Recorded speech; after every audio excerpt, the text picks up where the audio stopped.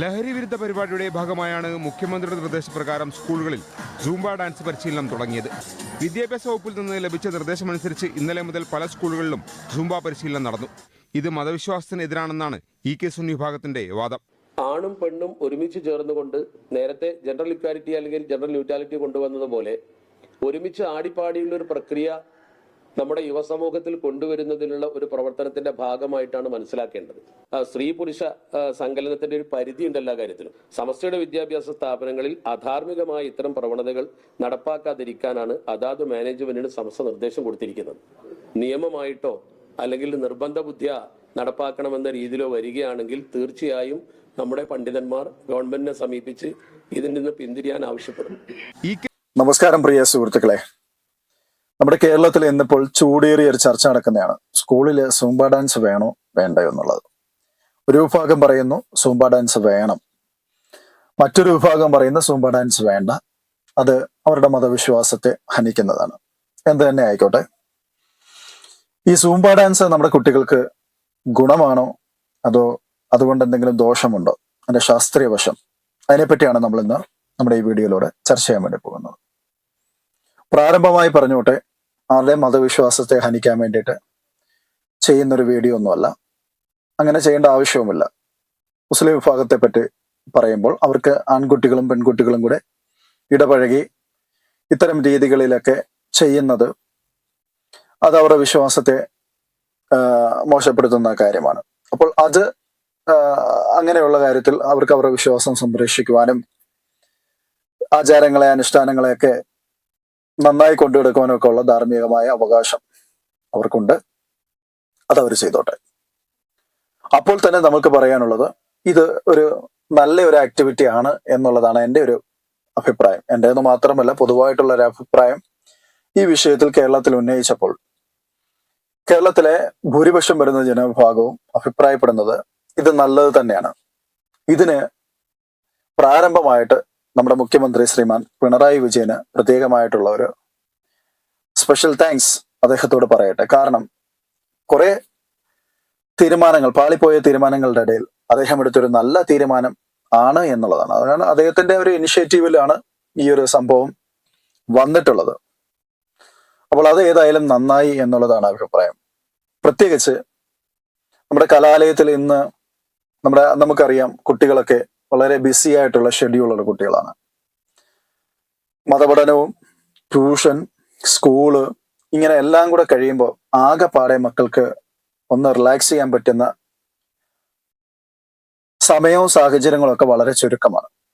പ്രത്യേകിച്ച് അവരുടെ physical exercise എന്ന് പറയുന്നത് ഇപ്പോൾ വളരെയധികം ഗണ്യമായി കുറഞ്ഞു വന്നിരിക്കുന്നു.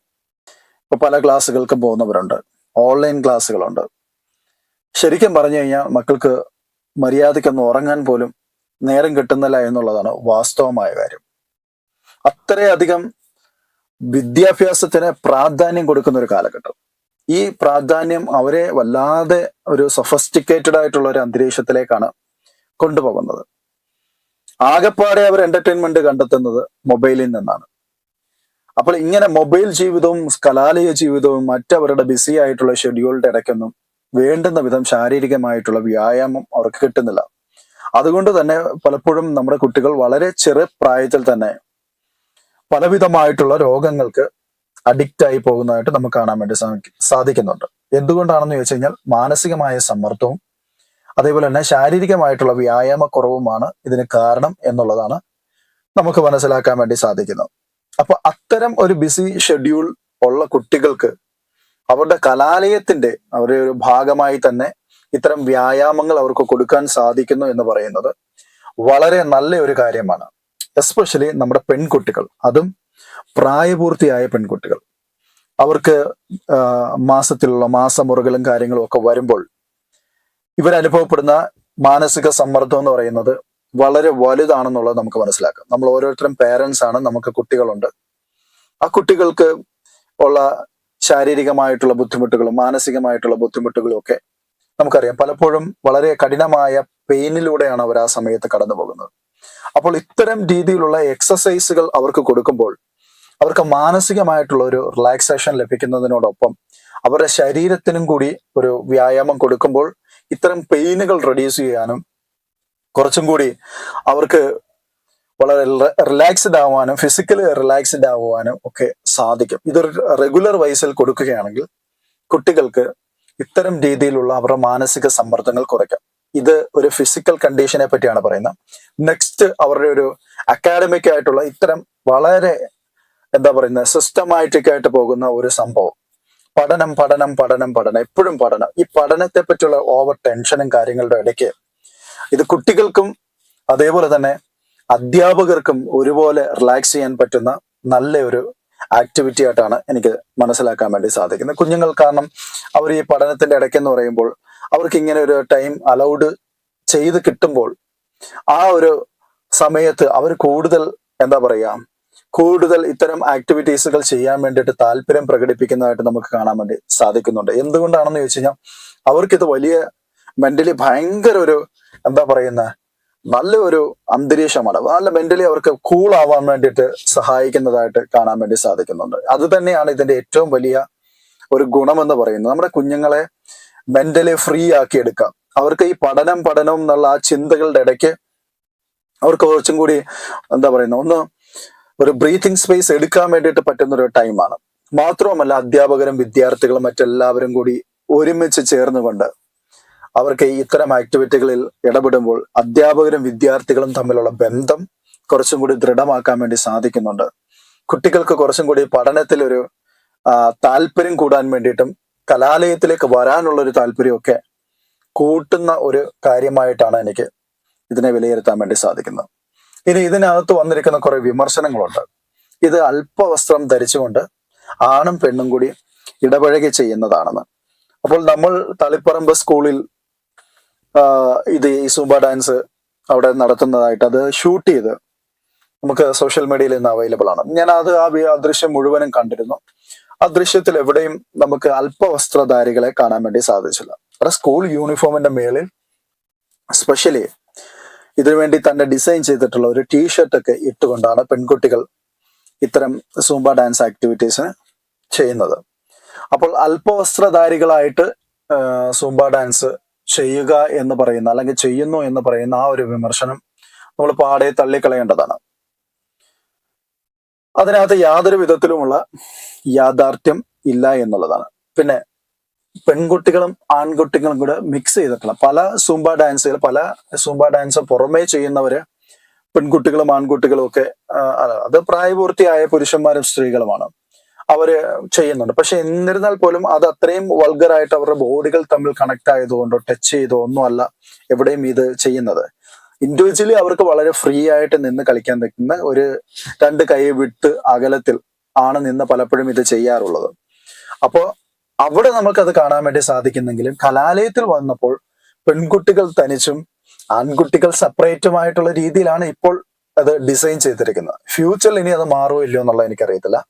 ഇപ്പോൾ അത് ആ രീതിയിൽ തന്നെയാണ് ഡിസൈൻ ചെയ്തിരിക്കുന്നത്. അതുകൊണ്ട് നമുക്ക് തന്നെ മതപരമായിട്ട് അത്തരം ഒരു കാര്യത്തിൽ നമുക്ക് ടെൻഷൻ വേണ്ട. നമ്മുടെ ആൺകുട്ടികളും പെൺകുട്ടികളും എല്ലാം കൂടി ഇടപഴകിയിട്ടാണ് ഇതൊരു വല്ലാത്തൊരു അവിയൽ പരുവമാണോ എന്നൊക്കെ ചിന്തിക്കുന്നവരുണ്ട്. അങ്ങനെ ഇപ്പോൾ നമ്മൾ ടെൻഷൻ അടിക്കേണ്ടതായിട്ടുള്ള ഒരു കാര്യവും ഇവിടെ ഇല്ല.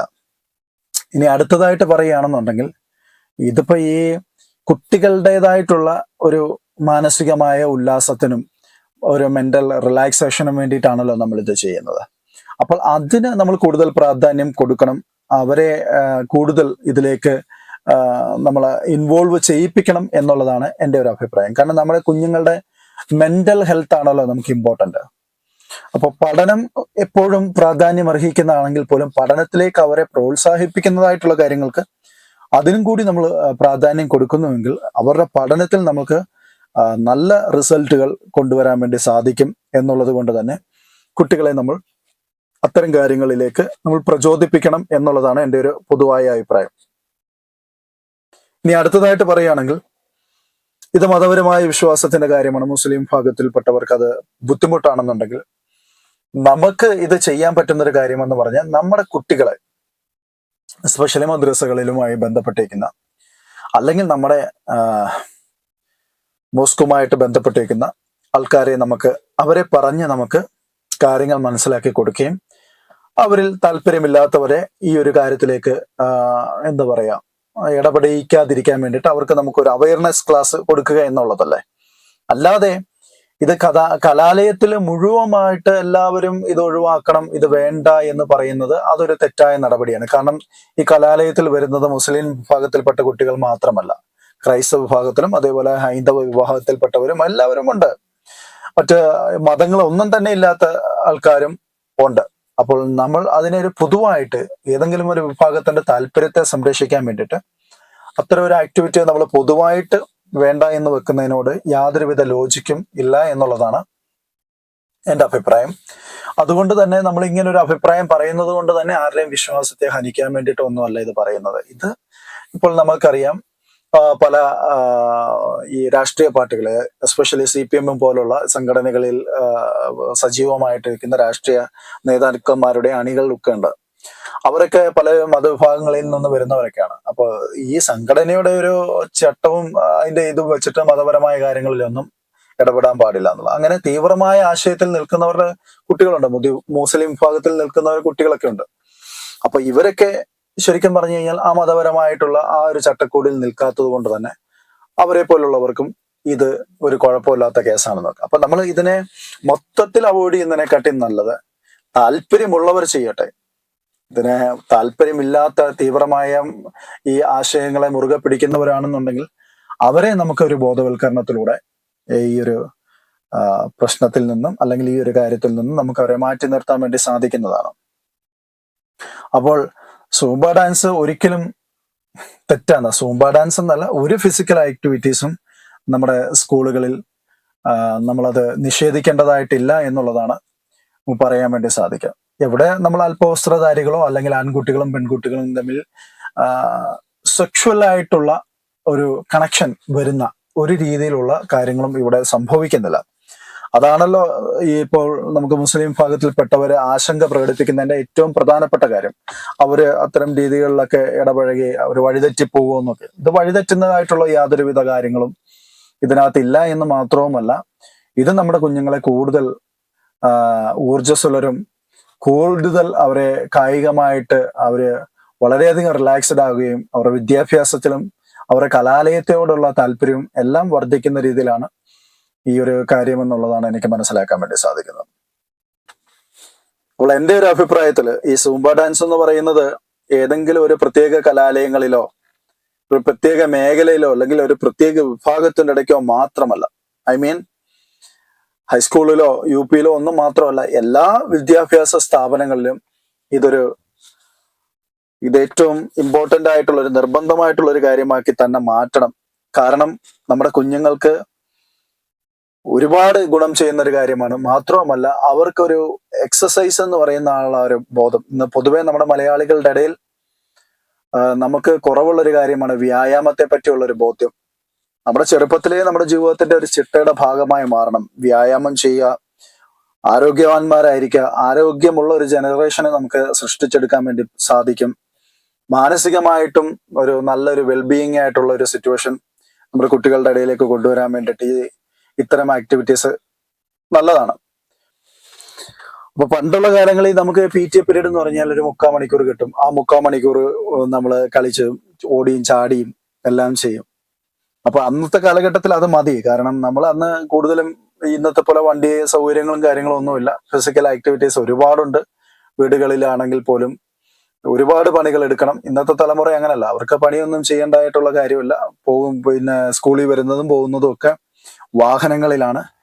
അപ്പോൾ എല്ലാം കൊണ്ടും ഇന്നത്തെ തലമുറയ്ക്ക് വ്യായാമം എന്ന് പറയുന്നത് അന്യം നിന്ന് പോവുകയാണ്. അപ്പൊ ഇങ്ങനെ ഒരു ജനറേഷനെ അവര് ഫിസിക്കലി ശരിക്കും പറഞ്ഞാൽ കാണാൻ വലിയ തടിയും പൊക്കവും വണ്ണവും ഒക്കെ ഉണ്ടെങ്കിലും ആർക്കും വേണ്ടുന്ന വിധ ആരോഗ്യമില്ല എന്നുള്ളതാണ് പച്ചയായ യാഥാർത്ഥ്യം. അപ്പോൾ ഇത്തരം ആക്ടിവിറ്റീസ് നടത്തുന്നതിലൂടെ നമ്മുടെ ജനറേഷനെ നമുക്ക് ഹെൽത്തി ആക്കി എടുക്കാൻ വേണ്ടി സാധിക്കും. ഒപ്പം അവർക്കൊരു അവയർനെസ് കൊടുക്കാൻ വേണ്ടി സാധിക്കുന്നുണ്ട്. ഇത് എക്സസൈസ് എന്ന് പറയുന്നത് നമ്മുടെ ജീവിതത്തിന്റെ ഒരു ശൈലിയാക്കി മാറ്റണം. അതിലൂടെ ആരോഗ്യമുള്ള ഒരു ജനറേഷനെ വാർത്തെടുക്കാൻ വേണ്ടി സാധിക്കും. എല്ലാ കുഞ്ഞുങ്ങളും അതിന്റെ ഭാഗമൊക്കെ ആവണം. ആരെയും മാറ്റി നിർത്തേണ്ടതില്ല. എല്ലാവരും അതിൽ നന്നായി യോജിപ്പ് പ്രകടിപ്പിക്കുക, എല്ലാവരും അതിന്റെ ഭാഗമായി മാറുക. ഇത് നമ്മുടെ സമൂഹത്തിന്റെ ഒരാവശ്യമാണെന്ന് മനസ്സിലാക്കിക്കൊണ്ട് അത്തരം രീതിയിൽ കാര്യങ്ങളെ കണ്ടുകൊണ്ട് വേണം ഇത് കൈകാര്യം ചെയ്യാൻ. ഇതിലേതെങ്കിലും മതത്തിന്റെയോ അല്ലെങ്കിൽ മറ്റേതെങ്കിലും ബാഹ്യമായ സ്വാധീനത്തിന്റെയോ ഒന്നും പ്രശ്നം വരുന്നില്ല. ഇവിടെ ഇപ്പൊ നമുക്കറിയാം സമസ്തയും സുന്നിയൊക്കെ അവരിത് വലിയൊരു ഇഷ്യൂ ആക്കി എടുക്കാൻ വേണ്ടിയിട്ട് ശ്രമിക്കുന്നുണ്ട്. പക്ഷെ അതിന്റെ ആവശ്യകത ഇല്ല എന്നുള്ളതാണ് നമ്മൾ മനസ്സിലാക്കേണ്ടത്. നമ്മുടെ കുഞ്ഞുങ്ങളെ കൊണ്ട് ഏതെങ്കിലും മോശമായ ഒരു പ്രവൃത്തിയിലേക്കല്ല ഇത് കൊണ്ടുപോകുന്നത്. അവര് എപ്പോഴും നന്നായിരിക്കാൻ വേണ്ടിയിട്ടും അവരുടെ മാനസികവും ശാരീരികവുമായിട്ടുള്ള അവരുടെ വിദ്യാഭ്യാസപരമായിട്ടുള്ള എല്ലാ റിക്വയർമെന്റിനെ മനസ്സിലാക്കിക്കൊണ്ട് സർക്കാർ എടുത്ത ഒരു ഉചിതമായ തീരുമാനമായിട്ട് തന്നെ ഇതിനെ കാണണം എന്നുള്ളതാണ് നമ്മൾ മനസ്സിലാക്കേണ്ടത്. പണ്ട് നമുക്കറിയാം ഇതേ കമ്മ്യൂണിസ്റ്റ് പ്രസ്ഥാനങ്ങൾ കമ്പ്യൂട്ടർ കൊണ്ടുവന്നതിനെതിരെ പണ്ട് വിപ്ലവങ്ങളും കാര്യങ്ങളും ഒക്കെ സൃഷ്ടിച്ചിരുന്നു. മിഷണറീസ് യന്ത്രവൽക്കരണം നടത്തുന്നതിനെതിരെയും ഒക്കെ സംസാരിച്ചു വരുന്ന ഒരു കാലഘട്ടമുണ്ട്. അതൊരു ശരിക്കും പറഞ്ഞാൽ ഒരു അവബോധമില്ലായ്മയായിരുന്നു അന്ന്. എന്നാൽ ഇന്ന് കാലങ്ങൾ മാറി, സാഹചര്യങ്ങൾ മാറി, കമ്പ്യൂട്ടർ വൽക്കരണം വന്നു, യന്ത്രവൽക്കരണം വന്നു. അത് നമ്മുടെ സമൂഹത്തിന്റെ ആയാലും നമ്മുടെ ദേശത്തിന്റെ ആയാലും അത് പല വിധത്തിലുള്ള വികസന പദ്ധതികൾക്കും പ്രയോജനപ്പെട്ടു. ഇന്ന് നമ്മളൊന്ന് ആലോചിച്ച് നോക്കിക്കേ, നമ്മൾ അതൊന്നും ഇല്ലാതെ ഒരു പഴമയുടെ യുഗത്തിൽ കുടുങ്ങിക്കിടന്നിരുന്നെങ്കിലുള്ള ഒരു അവസ്ഥ സാഹചര്യം നമ്മളെ ഒന്നിനും കൊള്ളാത്തവരായി മാറിയാണ്. നമ്മളെ ആർക്കും വേണ്ടാത്ത, നമ്മുടെ ഈ ജനറേഷനെ പോലും ആർക്കും വേണ്ടാത്ത ഒരു നിഷേധിക്കപ്പെട്ട അല്ലെങ്കിൽ നെഗ്ലക്ട് ചെയ്യപ്പെട്ട ഒരു ജനറേഷനായി മാറിയാണ്. അപ്പോൾ നമ്മളുടെ ഈ സമൂഹം കാലോചിതമായ മാറ്റങ്ങൾക്കും അതിനനുയോജ്യമായിട്ടുള്ള നല്ല നല്ല കാര്യങ്ങളിൽ നമ്മളുടെ തലമുറകൾ ഭാഗവക്കാകണം. അതിനെ അവരെ ഒരു കാരണവശാലും തടസ്സപ്പെടുത്തരുത് എന്നുള്ളതാണ് എൻ്റെ ഒരു അഭിപ്രായം. നമ്മുടെ മതവിശ്വാസങ്ങൾ എല്ലായ്പ്പോഴും വേണം. മതവിശ്വാസങ്ങൾക്ക് ഹീനം സംഭവിക്കരുത് എന്നുള്ളതും ഏറ്റവും അത്യന്താപേക്ഷിതമായ കാര്യം തന്നെയാണ്. അപ്പോൾ തന്നെ ആ ഒരു മതത്തിന്റെ പേരും പറഞ്ഞ് നമ്മുടെ കുഞ്ഞുങ്ങൾ പിന്നിലേക്ക് അടിക്കപ്പെട്ടു പോകരുത് എന്നുള്ളതാണ് എനിക്ക് ഓർമ്മപ്പെടുത്തുവാനുള്ളതും.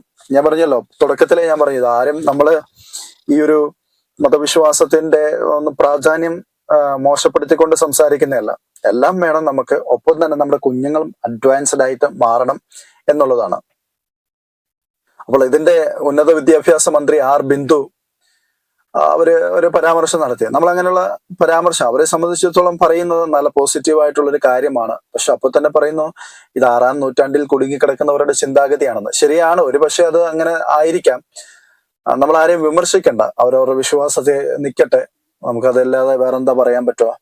അപ്പോൾ അത് മാറ്റം വരുത്തേണ്ടത് നമ്മുടെ മത നേതാക്കന്മാരാണ്. മതത്തിന്റെ ഉന്നത തലങ്ങളിൽ ഇരിക്കുന്നവർ ഇതിന്റെ പ്രയോജനത്തെ പറ്റി മനസ്സിലാക്കി കാലോചിതമായ മാറ്റങ്ങളിലേക്ക് പോകണം. നമ്മൾ അല്ലെങ്കിൽ എന്താ പറ്റുന്നതെന്ന് വെച്ച് കഴിഞ്ഞാൽ, നമ്മൾ മറ്റുള്ളവരുടെ മുമ്പിൽ നമ്മൾ പഴയ ആ ഒരു സിസ്റ്റത്തിൽ കിടക്കുമ്പോൾ നമ്മൾ അപ്ഡേറ്റഡ് ആവുന്നില്ല. അപ്പോൾ ഒരു അപ്ഡേറ്റഡ് ആയ ഒരു ജനറേഷനിൽ നമ്മൾ പിന്നിലേക്ക് തള്ളപ്പെടും. അപ്പോൾ അതേ എല്ലാ മേഖലകളിലും നമ്മൾ പിന്നിലേക്ക് തള്ളപ്പെടും.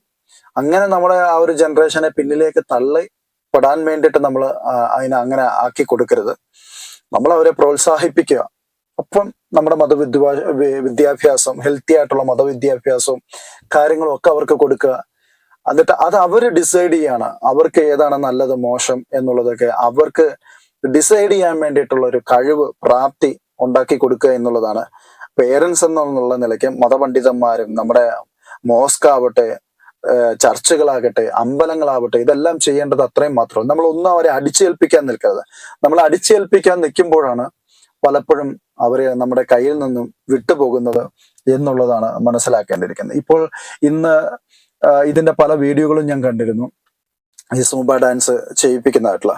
അപ്പോൾ അതിനകത്ത് നമുക്ക് കാണാം മുസ്ലിം കുഞ്ഞുങ്ങൾ വരെയും അതിനകത്ത് ഇൻവോൾവ് ചെയ്യുന്നു. അവർ വളരെ സന്തോഷത്തോടെ ഹാപ്പിലിയാണ് ആ ഒരു സിറ്റുവേഷൻ അവര് ഹാൻഡിൽ ചെയ്യുന്നത്. അപ്പോൾ അവർക്ക് അതൊരു മോശപ്പെട്ട ഒരു പ്രവൃത്തിയായിട്ട് തോന്നുന്നില്ല. മോശപ്പെട്ട പ്രവൃത്തിയിലേക്ക് പോകാൻ വേണ്ടിയിട്ട് നമ്മുടെ തലമുറകളൊന്നും നമ്മളെ പണ്ടത്തെ തലമുറ പോലെ അല്ല ഇവര് കുറച്ചും കൂടി അഡ്വാൻസ്ഡ് ആണ്. പല തെറ്റായ വഴികളും ഇന്ന് നമ്മൾ ജീവിച്ചിരുന്ന കാലഘട്ടത്തിൽ ഇത്രയും ടെക്നോളജികൾ ഉണ്ടായിരുന്നെങ്കിൽ ഇതിന്റെ അപ്പുറത്തെ കോമാളിത്തരങ്ങൾ അല്ലെങ്കിൽ ഇതിന്റെ അപ്പുറത്തെ പരിപാടികളൊക്കെ കാണിക്കുന്ന ഒരു കൂട്ടരായേനെ നമ്മളെല്ലാവരും. പക്ഷെ നമുക്ക് അന്ന് അങ്ങനെ കിട്ടാത്തത് കൊണ്ടാണ്, അന്ന് ഈ രീതിയിലുള്ള ടെക്നോളജീസ് ഒന്നും നമുക്ക് ഇല്ലാത്തത് കൊണ്ടാണ് പലപ്പോഴും അന്ന് അങ്ങനെ ഒരു ആക്ഷേപങ്ങൾ അല്ലെങ്കിൽ ഒരു ആക്ഷേപ പറയാൻ വേണ്ടി നമ്മളെ ആരും അതിന് പാത്രങ്ങളായി തീരാതെ. മനസ്സിലായില്ലേ? അപ്പൊ അത്രയേ ഉള്ളൂ. അപ്പോൾ ഇന്നത്തെ ജനറേഷൻ എന്ന് പറഞ്ഞാൽ ഇത്രയധികം ടെക്നോളജീസ് അവരുടെ കയ്യിലുണ്ടെങ്കിലും പലരും അതെല്ലാം നന്നായി തന്നെ മെയിൻറ്റെയിൻ ചെയ്ത് മുമ്പോട്ട് കൊണ്ടുപോകുന്നുണ്ട്. അപ്പോൾ ഈ ഒരു സാഹചര്യത്തിൽ അവരെ നമ്മൾ എപ്പോഴും അഡ്വാൻസ്ഡ് ആക്കിയിട്ട് മുമ്പോട്ട് കൊണ്ടുപോവാം. അപ്പോൾ ഈ ജനറേഷൻ പോയിട്ട് വേറെ ഏതെങ്കിലും ഒരു അലുകുലത്തെ കേസുകൾ, കള്ളോ കഞ്ചാവോ അല്ലെങ്കിൽ MDMA കേസുകളിലൊക്കെ പെടുന്നതിനെക്കാട്ടിയൊക്കെ എത്രയോ നല്ലതാണ് അവർ ഇത്തരം രീതിയിലുള്ള എക്സസൈസ്, ജിമ്മ്, മറ്റ് കായിക ഇനങ്ങള്, സ്പോർട്സ് ആക്ടിവിറ്റീസ്, ഫുട്ബോള്, ക്രിക്കറ്റോ എന്തെങ്കിലുമൊക്കെ കളിക്കട്ടെ. അവർ കളിച്ച് അവർ കുറച്ചും കൂടി എന്താ പറയുന്നത് ബോധമുള്ളവരും സുബോധമുള്ളവരായി മാറ്റാം. ഒന്നും ചെയ്യാതെ ലേസി ആയിട്ടിരിക്കുന്നവര് പിന്നീട് പല പ്രശ്നങ്ങളിലേക്ക്, മാനസിക സംഘർഷങ്ങള്, വേണ്ടാത്ത കൂട്ടുകെട്ടുകള്, ഇതിലേക്കൊക്കെ പോകുന്നു.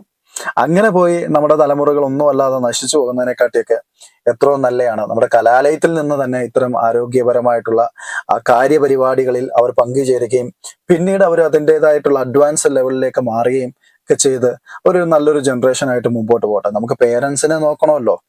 നമ്മളെല്ലാവരും ആഗ്രഹിക്കുന്ന, കഷ്ടപ്പെട്ട് മക്കളെ നോക്കുന്ന, അവർ പഠിച്ച് നല്ല വിദ്യാഭ്യാസം നേടി നല്ല ജോലികൾ നേടി പേരൻസിനെ നന്നായിട്ട് പൊന്നുപോലെ നോക്കണം എന്ന് ചിന്തിക്കുന്നതാണ് മലയാളികളിൽ 99.99% ആൾക്കാരും.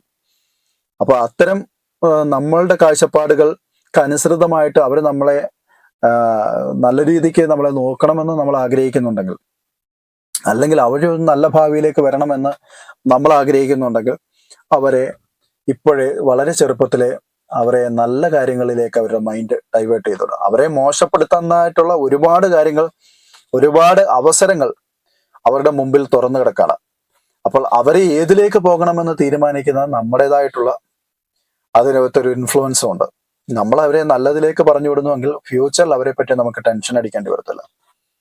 അല്ല നമ്മൾ ഇത്തരം രീതിയിലുള്ള കാര്യങ്ങളൊക്കെ പറഞ്ഞ് അവരെ മാറ്റി നിർത്തുന്നുവെങ്കിൽ പിന്നീട് നമ്മളുള്ള ശിഷ്ടകാലം മുഴുവനും നമ്മൾ വീട്ടിൽ കുത്തിരുന്ന് കരയേണ്ടി വരും നമ്മുടെ തലമുറയെ ഓർത്ത്. അന്ന് മതപണ്ഡിതന്മാരോ അല്ലെ മതമേലാളന്മാരോ അല്ലെ നമ്മുടെ വിശ്വാസമോ ഇതൊന്നും നമ്മുടെ കൂട്ടുണ്ടാവില്ല. നമ്മൾ വീട്ടിൽ നമ്മളും നമ്മുടെ മക്കളും നമ്മുടെ വീടിന്റെ 4 ചുമരും. ഇതിന്റെ ഉള്ളിൽ എന്താ നടക്കുന്നതെന്നൊന്നും ഇവരാർക്കും അറിയത്തില്ല. പലപ്പോഴും പൊതുവിലൊരു വിശ്വാസത്തിന്റെ പേരിലാണ് നമ്മളെ ഇങ്ങനെയുള്ള കാര്യങ്ങളൊക്കെ അടിച്ചേൽപ്പിക്കാൻ വേണ്ടി പലരും ശ്രമിക്കും. ഞാൻ ഏതെങ്കിലും പ്രത്യേക വിഭാഗത്തെ പറയുന്നതല്ല കേട്ടോ. നിങ്ങൾ ഇനി പിന്നെയും ചിന്തിക്കരുത് ഇവനെല്ലാം വിരുദ്ധമായി സംസാരിക്കുക, അങ്ങനൊന്നും അല്ല പറയുന്നത്. ഇത് ക്രിസ്ത്യാനി പറഞ്ഞുകൊണ്ട് വന്നാലും ഹിന്ദു പറഞ്ഞുകൊണ്ട് വന്നാലും മുസ്ലിം പറഞ്ഞുകൊണ്ട് വന്നാലും തെറ്റ് തന്നെയാണ്. അപ്പൊ കുഞ്ഞുങ്ങളെ നല്ലൊരു ആക്ടിവിറ്റീസിലേക്ക് സർക്കാർ തലത്തിലാണ് അവരതിനൊരു ഇനിഷ്യേറ്റീവ് എടുത്ത് അവരുടെ സ്കൂളുകളിൽ ഇത്രയും സുതാര്യമായിട്ട് കാര്യങ്ങൾ കൈകാര്യം ചെയ്യുമ്പോൾ അവരെ പ്രോത്സാഹിപ്പിക്കുക എന്നുള്ളതാണ് പേരൻസ് എന്നുള്ള നിലയിലും നമ്മളുടെ ആത്മീക നേതാക്കന്മാര്, ആത്മീക മേലധ്യക്ഷന്മാരും ഒക്കെ ശ്രമിക്കേണ്ടത്. അപ്പൊ അത്തരം കാര്യങ്ങൾ നമ്മുടെ കലാലയങ്ങളിൽ വളരെ അടിപൊളിയായിട്ട് തന്നെ നടക്കട്ടെ. ടീച്ചേഴ്സൊക്കെ നല്ല അടിപൊളി, എല്ലാവരും എനർജറ്റിക് ആയിട്ട് നിൽക്കുന്നുണ്ട്. കുട്ടികളാവട്ടെ അതിന്റെ അപ്പുറം അവർക്ക് ഈ ഒരു എക്സസൈസ് കൊടുക്കുന്നതെന്ന് പറഞ്ഞാൽ അത് ശരിക്കും പറഞ്ഞാൽ അവരെ ഒന്ന് കാണണം. എന്തൊരു ഉത്സാഹമുള്ളവരായിട്ടാണ് കാണുന്നത്. ക്ലാസ്സിൽ ഇരുന്ന് ഉറങ്ങി തൂങ്ങി അല്ലെങ്കിൽ ആ പഠിത്തം പുസ്തകപ്പുഴു പോലെ ഇങ്ങനെ ജീവിക്കുന്ന ജീവിതത്തിന്റെ ഇടയ്ക്കെന്ന് അവർക്ക് ഇങ്ങനെ ഒരു അവസരം കിട്ടുമ്പോൾ അവരെ മാക്സിമം എൻജോയ് ചെയ്യുന്നുണ്ട്. അതാണ് നമുക്ക് വേണ്ടത്. നമ്മുടെ കുഞ്ഞുങ്ങൾ അത്ര എൻജോയ് ചെയ്ത് അവർ മനസ്സിലുള്ള എല്ലാ ഇരുട്ടും മാറി നല്ല വെളിച്ചമുള്ളവരായി നല്ല ഉത്സാഹമുള്ളവരായിട്ട് അവർ തീരണം. അപ്പൊ അങ്ങനെ തീരുന്നുവെങ്കിൽ നമുക്ക് വീട്ടിലും നമുക്ക് അവരെ ഹാൻഡിൽ ചെയ്യാൻ എളുപ്പമാണ്. സ്കൂളിൽ അവരുടെ പഠന കാര്യങ്ങളിലും അവർ ഉത്സാഹമുള്ളവരാകും. സ്കൂളിൽ പോകും. സ്കൂൾ മടിയന്മാരൊക്കെ സ്കൂളിലേക്ക് പോകും. മൊബൈലിൽ കുത്തിയിരിക്കുന്നവരൊക്കെ മൊബൈലിൽ കുത്തിപ്പിടിക്കുന്ന പരിപാടിയും കാര്യങ്ങളും ഒക്കെ കുറെ ഒഴിവാക്കും എന്നുള്ളതാണ് എനിക്ക് മനസ്സിലാക്കാൻ വേണ്ടി സാധിക്കുന്നത്. ഇത് എല്ലാ ലെവലിലേക്കും മാറ്റണം. ഇതിന്റെ അഡ്വാൻസ്ഡ് വേർഷൻസും കൂടി നമ്മുടെ സ്കൂളിലേക്ക് കൊണ്ടുവരണം. അതിന് പ്രത്യേകം ഫണ്ട് സർക്കാർ തലങ്ങളിൽ അതിനുവേണ്ടി മാറ്റിവെച്ചുകൊണ്ട് നമ്മുടെ കുഞ്ഞുങ്ങളെ കൂടുതൽ ഇതിലേക്ക് ഇൻവോൾവ് ചെയ്യിപ്പിക്കണം. അതാണ് എനിക്ക് നമ്മുടെ സർക്കാർ തലത്തിലുള്ള ഇതിന്റെ ഉദ്യോഗസ്ഥ വൃത്തങ്ങളോട് പറയാൻ വേണ്ടിയിട്ടുള്ളത്. ഏതായാലും നല്ലൊരു തീരുമാനം, നന്നായി വരട്ടെ. എല്ലാവരെയും ഇതിൽ ഭാഗവക്കാവാനും നല്ലൊരു ആരോഗ്യമുള്ളൊരു ജനറേഷനെ വാർത്തെടുക്കാൻ വേണ്ടിയിട്ടുള്ള ഏറ്റവും നല്ലൊരു മൈൽ സ്റ്റോൺ ആയിട്ട് ഇത് മാറട്ടെ എന്ന് ആശംസിച്ചുകൊണ്ട് എന്റെ വീഡിയോ നിർത്തുന്നു. ബൈ.